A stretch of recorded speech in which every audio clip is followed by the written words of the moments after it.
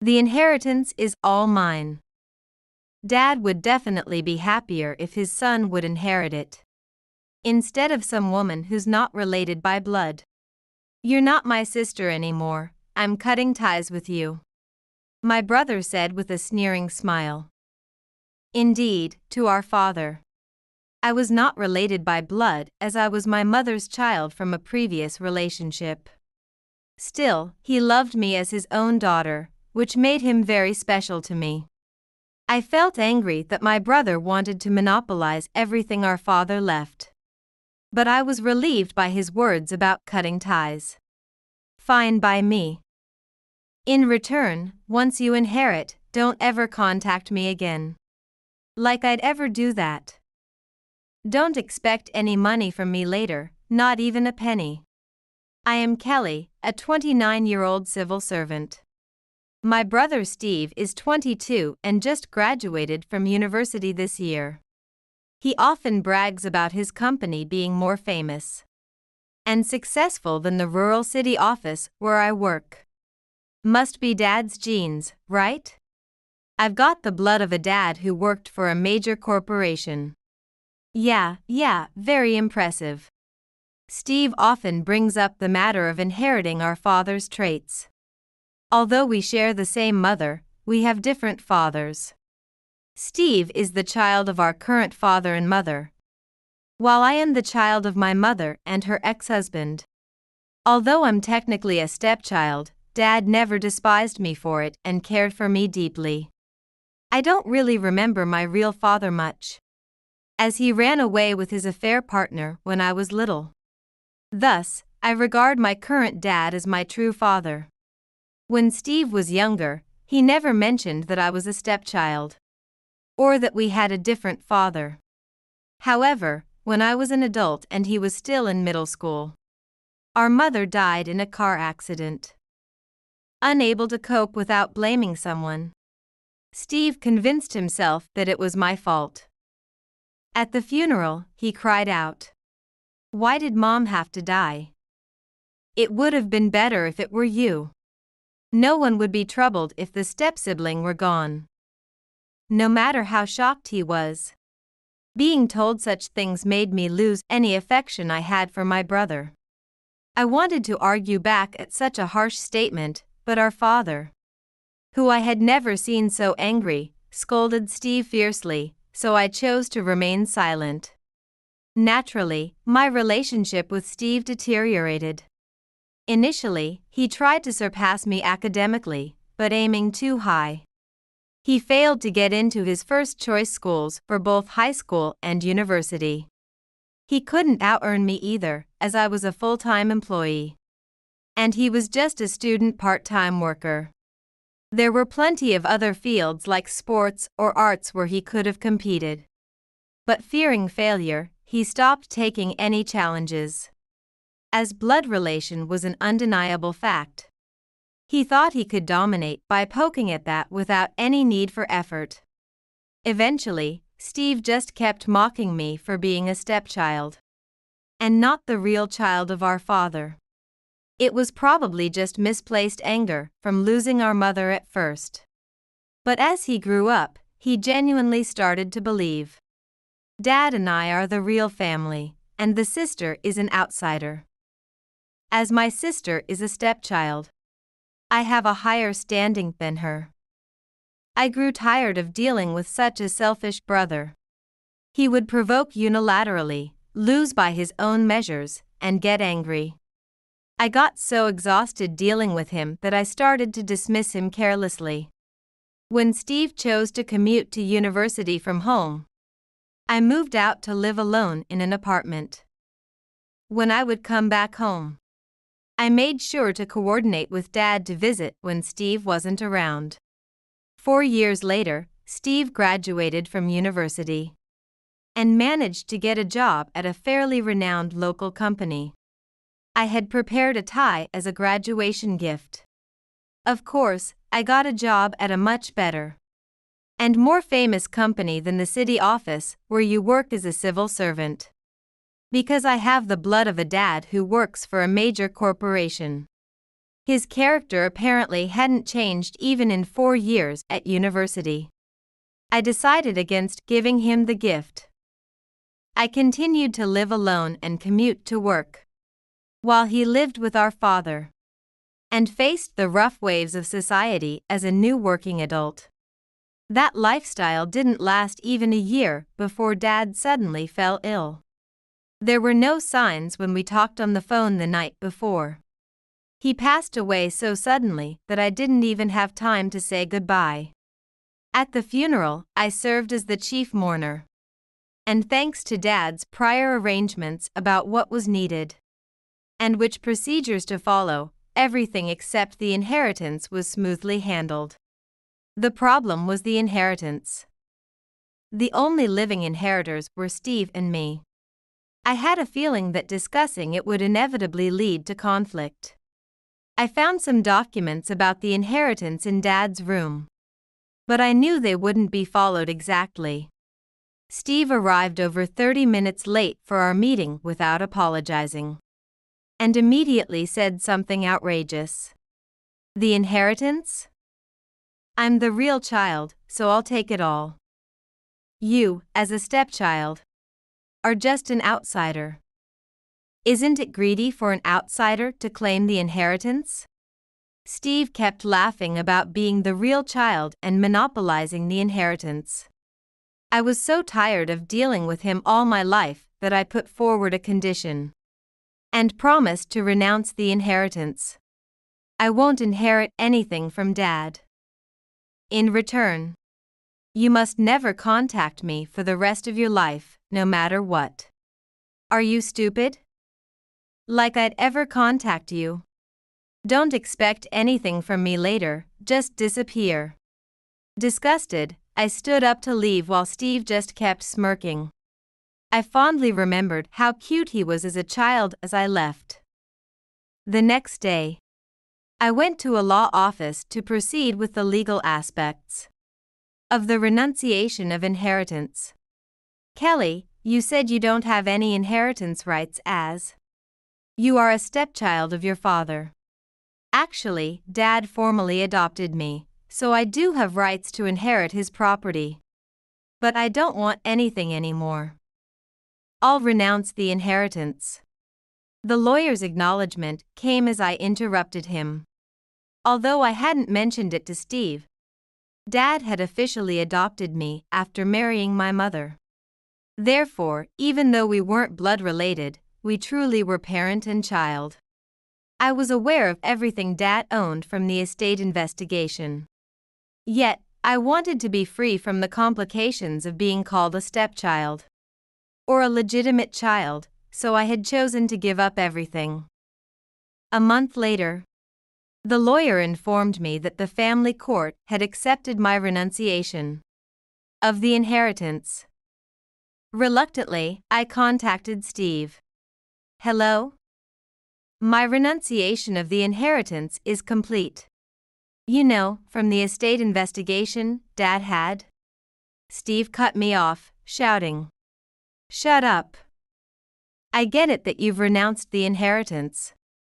Stop acting like a real sister and don't ever contact me again." He hung up and I sighed deeply. Knowing that Steve would eventually come crying made me feel even worse. 3 months passed, and then I started receiving numerous calls and emails from Steve. Reluctantly, I answered the phone, hearing his exhausted voice. You know what?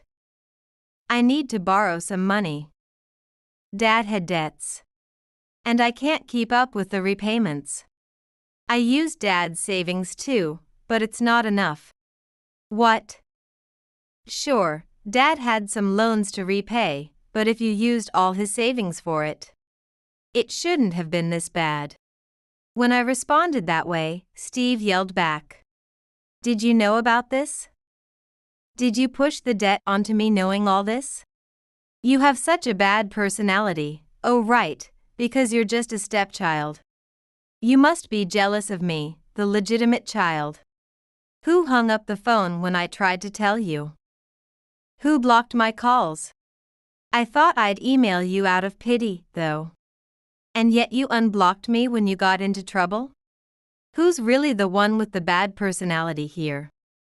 I had learned about Dad's financial situation, including his significant debts, as part of my renunciation process handled by the lawyer.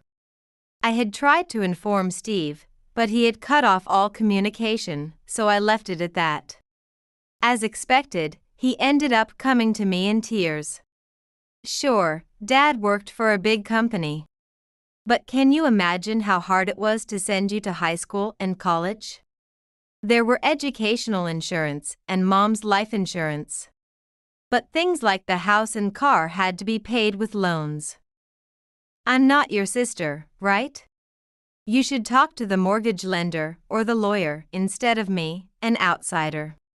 What are you talking about? Don't sweat the small stuff. Besides, I'm treating you like a sister even though you're just a stepchild. So be happy about it.